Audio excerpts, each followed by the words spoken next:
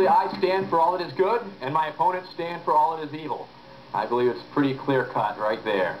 Carrying on the tradition of political clown to a new generation, Vermin Supreme says all politicians are rats, and he is the biggest one of all. He strives to scrub corruption from our nation's capital.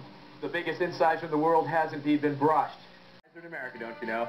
Okay. Now, who does the actual cleansing of the monument? Is that a function of the park police? The park service does. And do you use giant toothbrushes, or do you actually steam clean it? That's what makes our country great, the diversity. Everyone thinks they can be president. I am the Vermin Supreme, and that is why I am the most qualified candidate in this race at this time. He sounds like a jester out of King Lear. I mean, this is a classic figure in history.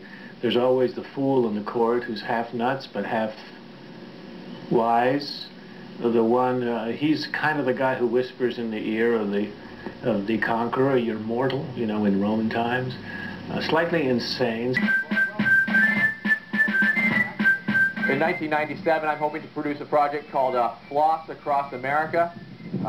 One strand of floss from sea to sea with millions of Americans all flossing their teeth simultaneously. I believe it will be a very spiritual and uplifting event. Comedy has a great role in our society, but I believe that by and large the American people want to have a candidate who speaks seriously about the major issues confronting our society, but to the extent there can be humor, I think it's great. Voters dismiss Fringe candidates as jokes. Unseen and unheard by the majority of Americans, the long-shot candidates are destined to be forgotten. But if for no other reason, America should welcome these dreamers to shake up our political culture. Slightly bit of a put-on and a lot of accurate satire. I guess I don't think it's a detriment to the political system. I think it's a nice little accoutrement. Unlike Pat Paulson and Vermin Supreme, most underdog candidates striving for the White House are not in it for the laughs. They are serious. That's not right. I believe that this boot alone has garnered me far more media attention than almost any other minor or fringe candidate has received. Competing for the same media time as Alan Keyes, Vermin Supreme relies on clownish behavior to get attention. My motivation is, of course, social change through shameless self-promotion. Making the world a better place by making people know my face. Hi there. Anyone can run for president, we say, and if he wants to do it with a giant toothbrush and call himself Vermin Supreme, he can do it. But as a reporter, I'm under no obligation to pay any attention to him. We've got a very valuable, small amount of airtime at ABC News. I wish we had more. And that airtime ought to be devoted to bringing to the public the plans, the hopes, the dreams, the aspirations, the qualifications of people who are serious about it. And people who, if they get to be President of the United States, may do something for this country. I should spend our time on Vermin Supreme? Not a chance.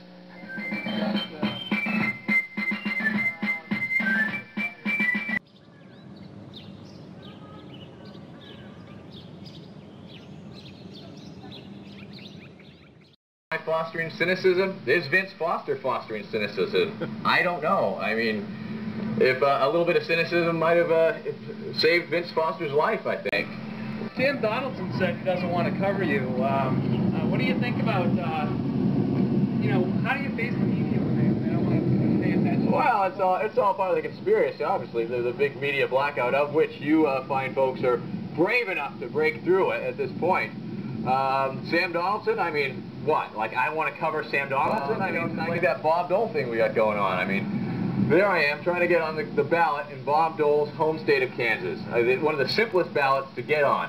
Send in my $100. That's all I wanted, $100 to get on their primary ballot. Sent them my $100 check. What do? Cancel their primary. What's that all about? How does that further democracy? How does that enhance the democratic process when you have the opportunity as a citizen, as an individual, to kick down a very minor amount of money or a very minor amount of signatures, and that's what happens. They change the rules on you. Now, there's 50 different states in the Union. There's 50 different rules to try and get on the presidential primary ballot, which I attempted to do. I narrowed it down. I had 10 target states that required less than 2,500 signatures. I thought that was perhaps doable. Doesn't seem like a large amount. It ran from 500 to 2,500 signatures, like that. I had a couple people in a couple states, a couple of small organizations who actually started collecting signatures. It seemed to be a lot harder work than it was. I don't know. Why can't one get elected president? My fellow Americans, my name is Vermin Supreme. I'm a candidate. We are here today to lobby for the passage of a mandatory toothbrushing bill. We are calling forth a holy war. God has spoken to me alone and told me what must be done. I will stop pregnant teenagers, and I shall make the homeless disappear. I have a health care plan, and this health care plan has a name, and that name is health care plan.